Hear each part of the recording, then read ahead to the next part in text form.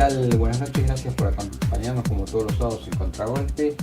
Y vamos a aprovechar que estamos en veda electoral para abordar esos temas que, bueno, no son muy recurrentes en las tertulias y en la televisión. Tienen otra relevancia, otra trama. Siempre son un poco más complejos que son las cuestiones estratégicas y el posicionamiento de la Argentina en el mundo frente a la dinámica del comercio internacional. Vamos a volver a entrevistar a Jorge Castro, a mi juicio uno de los analistas más finos de la vida, no solo política argentina, sino precisamente de su inserción en el mundo y, como siempre digo, a través de esa columna dominical de Clarín, donde refleja qué cosas están pasando en los distintos bloques comerciales y en función de eso cómo pararse. En un minuto volvemos con Jorge Castro y trabajamos sobre lo que es la Argentina del futuro.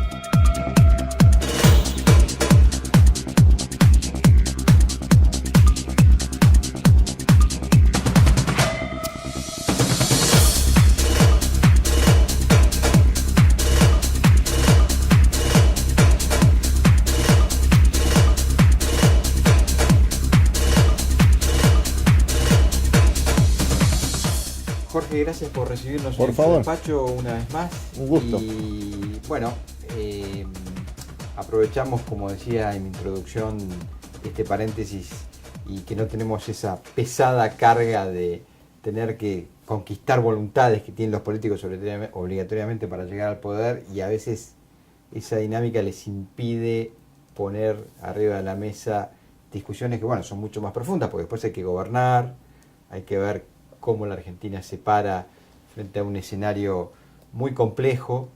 Y mi primera pregunta sería, ¿qué cambió de aquella explosión de los commodities de comienzos de los 2000 a hoy? Y entonces, frente a eso, ¿cuál sería la primera mirada de la Argentina y su posicionamiento en el mundo? Mire, el cambio más importante en el mercado mundial de commodities es el resultado directo de la desaceleración de la economía china. La economía china ha crecido 7% del Producto Bruto Interno en los primeros 6 meses de 2015. Es lo que significa esta desaceleración, es que está creciendo ahora 4 puntos menos del promedio de crecimiento que tuvo en los primeros 10 años del siglo, entre el 2001 y el 2010, en donde creció 11% por año. El resultado de esta disminución de la tasa de crecimiento de la economía china es una caída de la demanda del mercado mundial de commodities, materias primas, lo que ha afectado fundamentalmente a los commodities minerales metalíferos, que han perdido 40% de la demanda mundial, han disminuido 40% de la demanda mundial y más de 40% en algunos casos los precios en el mercado internacional, el caso del cobre, el caso del mineral de hierro. No es esto lo que sucede con los commodities agrícolas. La caída del precio de los commodities agrícolas, soja, harina de soja, maíz, no se debe a la desaceleración de la economía china, caída de la demanda internacional. Se debe exclusivamente a la super cosecha de los Estados Unidos por 2 años consecutivos, que han sido las cosechas más grandes de la historia norteamericana, que es el primer productor mundial de agroalimentos. Lo que esto implica es que China está creciendo ahora de una manera distinta a la que lo hizo en los 33 años previos. Esto es el proceso de integración de China al sistema mundial, del vuelco al capitalismo, que tuvo a partir de 1978. Ahora crece sobre la base de la demanda doméstica. Lo que esto significa es que el ingreso per cápita de la población china crece por encima del aumento del PBI nominal. En los primeros 6 meses de este año 2015, el ingreso per cápita de la población china ha aumentado 9% anual. Producto Bruto Interno creció 7% anual.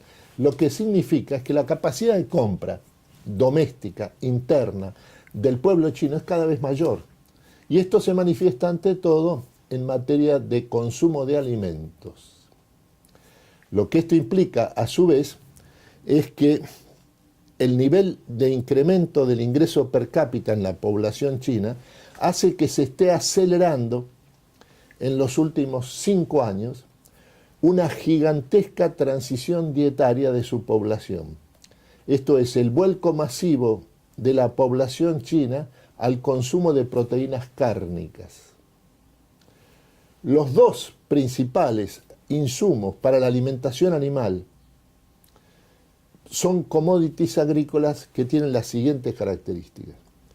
Uno es la soja y el otro es la harina de soja. Esto significa que en estos dos rubros, que son los commodities agrícolas destinados a la alimentación animal, se producen en más de un 90% y se comercializan en más de un 90% en el mundo por solo 3 países. Uno es Estados Unidos, el otro es Brasil, el tercero es la Argentina. Y en lo que se refiere a la harina de soja, que es el complemento fundamental para la alimentación animal, sobre todo la ganadería porcina, la Argentina es proveedora y comercializadora de más del 35% de la harina de soja mundial. Esto coloca a la Argentina en relación a la desaceleración de la economía china, a la caída del precio de los commodities, sobre todo metales y minerales, en una situación completamente distinta a la que tienen los otros países de la región, que son ante todo exportadores de minerales y metales dirigidos al mercado chino. Es el caso de Chile, el caso de Perú. Ahora, en esta descripción que usted hace de la economía china y de la demanda interna, podríamos entonces determinar que larga vida para la soja, larga vida a la demanda de soja. Claro, exactamente. Lo que independientemente de que, bueno, estemos circunscriptos a cuestiones aleatorias climáticas, si continúan las grandes cosechas americanas, el precio tenderá a bajar, pero si no, puede recuperarse. Pero es lo que está ocurriendo. Y lo que está ocurriendo con la recuperación del precio de los commodities agrícolas es porque la demanda crece mucho más rápido que la oferta, incluso a pesar de las super cosechas norteamericanas. Y en función de esto, el modelo de producción que debe plantearse a su juicio la Argentina de cara al futuro, y siempre usando como disparador que un nuevo gobierno es una etapa que comienza, más allá de que haya que rescatar lo positivo y ir por lo nuevo, ¿tiene que ser el epicentro de su espíritu los agronegocios, o la Argentina podría plantearse un plan por ahí más ambicioso de sustitución de importaciones, por ejemplo? Mire, la relevancia de la Argentina en el mundo es en su condición de gran productor y exportador de agroalimentos. Es uno de los 3 países que tienen más relevancia en el comercio mundial de agroalimentos en el momento en que la demanda mundial de agroalimentos se duplica en los próximos 20 años y en que la demanda mundial de agroalimentos se ha trasladado y tiene su eje en el Asia y sobre todo en China. Por eso es que el vínculo con China es para la Argentina el vínculo prioritario en términos internacionales en el siglo XXI. No hay vínculo más importante para la Argentina que China en esta etapa de su historia. Aprovechamos y lo mostramos en portada el nuevo libro del doctor Castro, China y la Argentina en el siglo XXI, Economía, Política y Estrategia, acaba de aparecer. Evidentemente tiene mucho que ver con el relanzamiento o con la continuidad de, supongo que a su juicio, nuestra principal corriente comercial de cara al futuro. Pero no cabe duda, las exportaciones agroalimentarias argentinas son más de 60% del total de las exportaciones del país. En más de 80% de esas exportaciones agroalimentarias se dirigen a los mercados asiáticos, fundamentalmente a China. China se ha convertido en la principal fuente de capitales del sistema capitalista en el siglo XXI. Por lo tanto, la cuestión con China ahora no es tanto aumentar las exportaciones agroalimentarias argentinas, sino como atraer inversiones de China al país. Bueno, algo de eso está pasando, entiendo, por ejemplo, con 2 represas, más allá de las valoraciones políticas que haya en el medio, o de la oportunidad, o del mérito, de la conveniencia, pero en materia energética pareciera que China va a poner un pie en la Argentina de manera preponderante. Bueno, lo ha puesto y están no solo las dos represas del sur en la provincia de Santa Cruz, sino, y para la Argentina esto tiene una extraordinaria importancia estratégica, el programa de modernización y actualización del Belgrano Cargas, que es la infraestructura que vincula la producción agroalimentaria de la Argentina con los mercados asiáticos a través de Chile. Y tal vez, bueno, simplificando, pero ¿no hay un cierto riesgo, que lo visualizamos en la importación de material ferroviario, en su versión de vagones, de durmientes, de locomotoras, que la Argentina, bueno, reproduzca con China aquel viejo pacto que tuvo con los ingleses, es decir, abastecerlo de materias primas, pero seguir siendo un país, digamos, de producción primaria y con poco impacto tecnológico? Mire, en esta etapa de globalización del sistema capitalista, que tiene lugar a partir de la década del 70 del siglo pasado, no se reproducen ni existen en un sentido estricto relaciones de dependencia, por la razón fundamental de que lo que está en marcha a través de la globalización es un gigantesco proceso de integración mundial del sistema capitalista. Esto hace que China no haya dejado de ser un gran país entre otros, una potencia un poco más grande que otras. Se ha convertido en el nuevo rostro de la economía mundial, nuevo rostro en el sentido no metafórico, sino estricto. China es hoy la primera economía del mundo si se mide su Producto Bruto Interno en términos de capacidad de compra doméstica. Está por encima de Estados Unidos. Acuerdos sobre esto de todos los organismos internacionales, Fondo Monetario Internacional, Banco Mundial en primer lugar. En segundo lugar, se ha convertido en la principal fuente de capitales del mundo de hoy, más importante que Europa, más importante que los Estados Unidos. Esto es lo que le otorga un papel distinto, históricamente distinto, al vínculo con China en el mundo de hoy.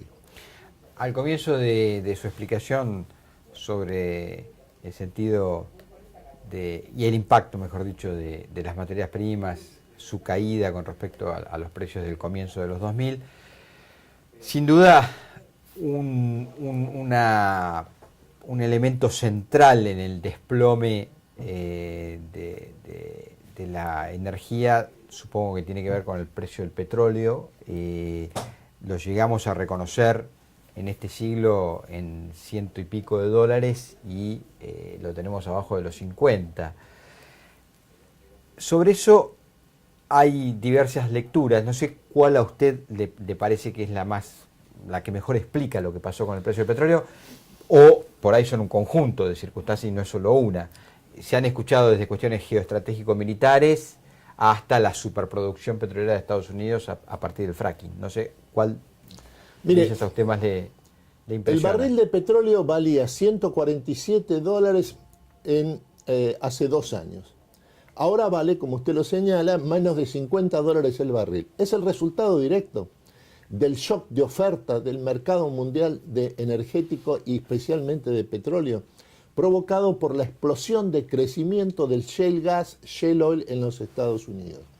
La idea que conviene hacerse en este sentido respecto a lo que significa el crecimiento de la producción de shale gas y shale oil en Estados Unidos, esto es, el petróleo y el gas que se extrae de las rocas a través del sistema, como usted señalaba, del fracking o perforación hidráulica horizontal, lo que significa es lo siguiente.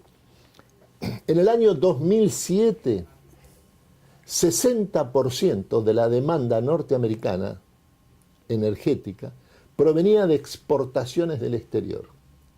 Estados Unidos alcanza el autoabastecimiento energético gracias al shale gas y shale oil en el 2024 y 2025.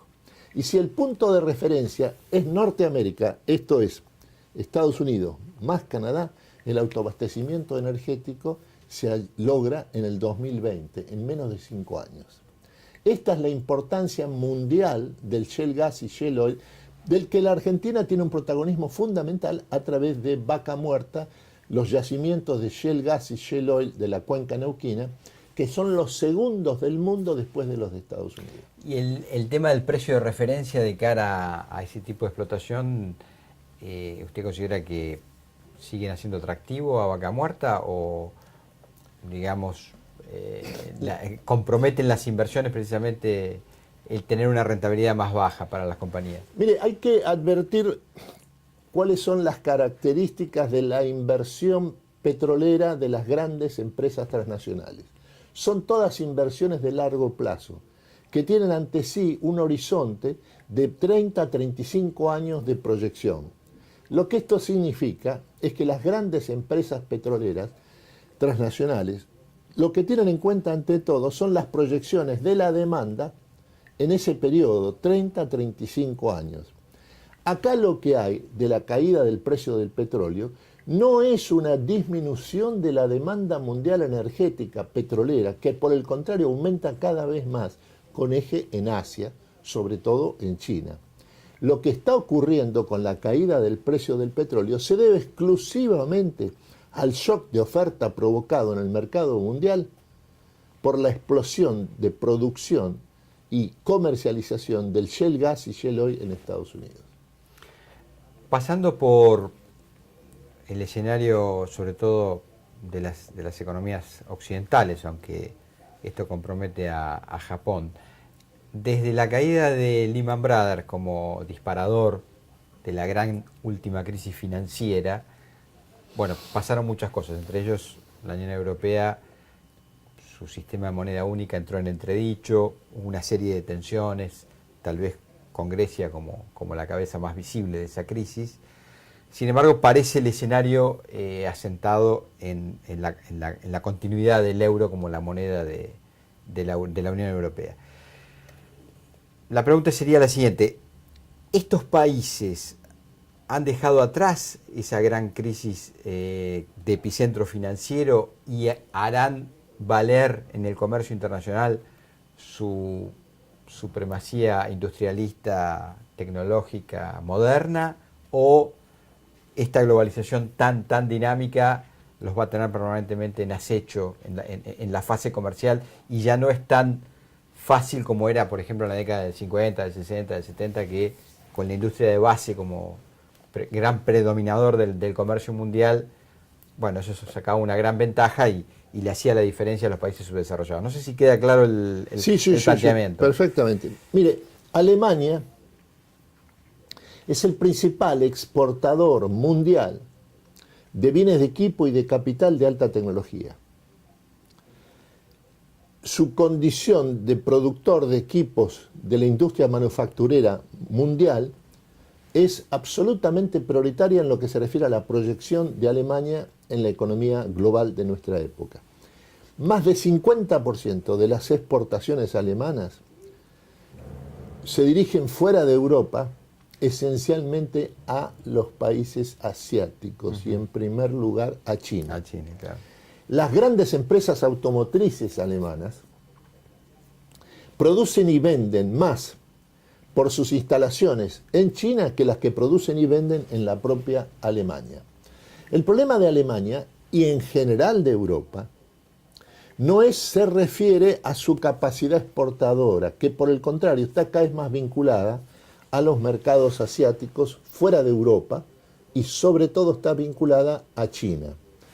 El problema principal de Alemania y en general de Europa es la caída de su tasa potencial de crecimiento de mediano y largo plazo debido a la disminución de su fuerza de trabajo como consecuencia del envejecimiento y de la disminución en términos absolutos de su población.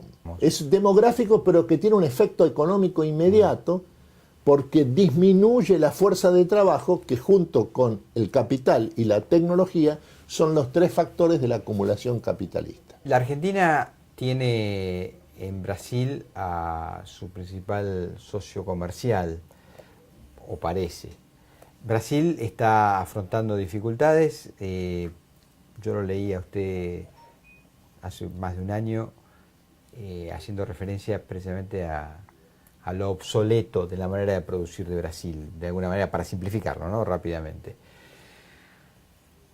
¿Debe la Argentina encontrar en Brasil a su socio estratégico fundamental o tal vez independizarse de esa cuestión geográfica limítrofe y prescindir?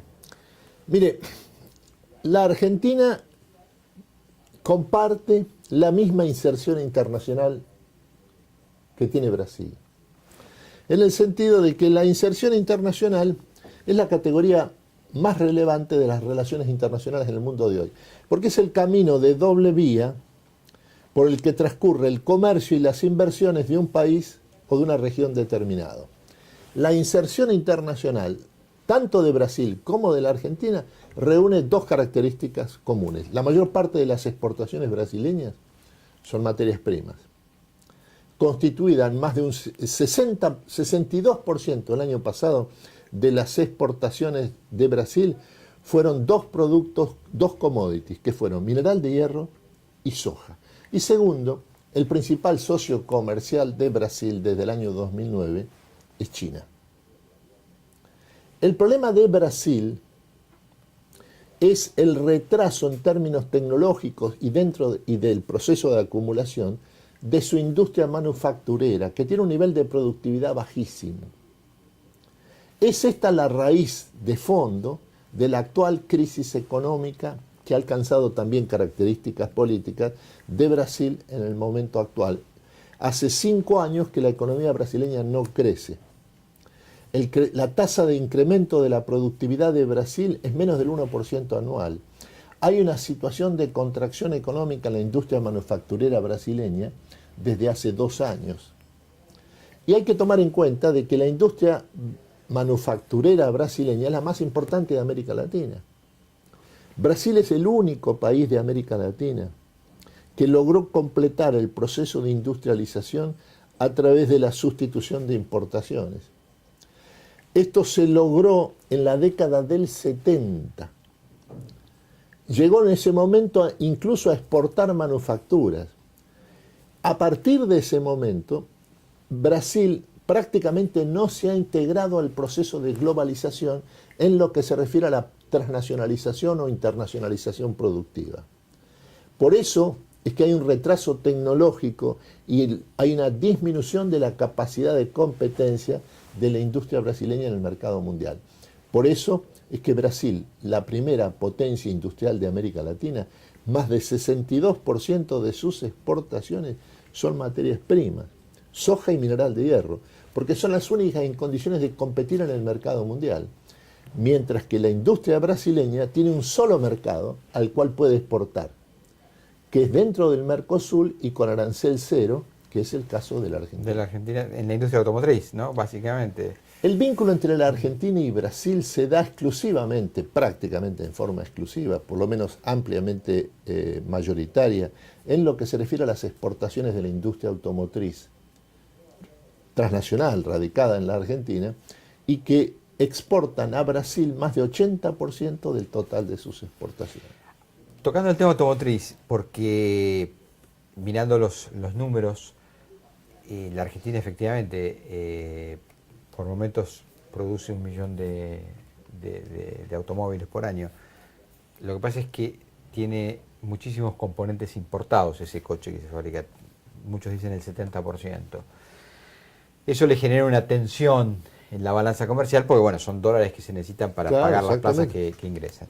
La Argentina podría aspirar a, entre comillas, modernizar su industria automotriz. Recuerdo haberlo conversado con usted alguna vez. Hay, por ejemplo, autopartistas que fabrican como en la década del 60. Eso tal vez sería modificable. ¿Se podría la Argentina aspirar a una integración de sus vehículos con más componentes nacionales? ¿O en el mundo en que corre no tiene ningún sentido porque sería imposible fabricar a escala y a precio como se está haciendo en otras partes del mundo? Mire, la estructura del comercio exterior de la Argentina muestra, por un lado, que más del 60% de las exportaciones provienen de la actividad agroalimentaria. Y al mismo tiempo, la misma estructura de comercio exterior de la Argentina muestra un déficit en la balanza comercial industrial del país de más de 35.000 millones de dólares el año pasado. Esto significa que la Argentina tiene una industria que importa mucho y exporta muy poco y nada, salvo el sector automotriz, que exporta dentro de las cadenas globales de producción, orientado fundamentalmente al mercado brasileño y no exporta hacia terceros países. Por último, doctor Castro, y ya cerrando, una valoración. Los 80 fueron una década que se conoció como perdida en Latinoamérica, se le decía la década perdida. Los 90, provocado por la caída del otro gran bloque mundial, que era el sistema comunista, bueno, fueron de apertura, a la que la Argentina con sus más y sus menos se sumó. La de los 2000 nos reconoció integrados a esa gran corriente de revalorización de las materias primas. Esto que se abre ahora, ¿con qué lo podríamos comparar? Si tiene comparación, si no tiene comparación. Es una situación ¿Es nueva. auspicioso o no es auspicioso? Es una situación nueva, porque lo que ha cambiado en estos años es la estructura de la economía mundial y en general del sistema de poder mundial. Lo que ha ocurrido en estos años, sobre todo a partir de la crisis de Lehman Brothers 2008 que usted menciona, se ha completado el ciclo de traslado, transferencia, del eje del proceso de acumulación capitalista que ha pasado de los países avanzados, Estados Unidos, Europa, Japón, a los países emergentes, en primer lugar los asiáticos. El eje de la economía mundial ha pasado de Estados Unidos a China. Este es el cambio fundamental de la Argentina en esta segunda década del siglo. Este es el mundo que le toca enfrentar y dentro del cual es parte la Argentina. La relación con China, precisamente por eso, es absolutamente prioritaria para la Argentina, así como para todos los demás países de América del Sur. Lo que hay que advertir es que hay un segundo cambio en lo que se refiere a la estructura de la economía mundial en estos años. El primero es el traslado del eje de acumulación de los países avanzados, capitalistas avanzados, a los emergentes, de Estados Unidos a China. El segundo es la conversión de China en la primera economía del mundo. El tercero es la conversión de China en la principal fuente de capitales y por lo tanto de inversiones del sistema capitalista en el siglo XXI. Más que Europa, más que Estados Unidos. En este contexto mundial de nuevo tipo, nuevo mundo, es que el protagonismo de la Argentina en esta segunda década del siglo se define y se ejecuta. Doctor Castro, gracias por recibirnos. Por favor. Y ha sido un gusto. Nos volvemos a encontrar con ustedes el sábado que viene en Contragolpe.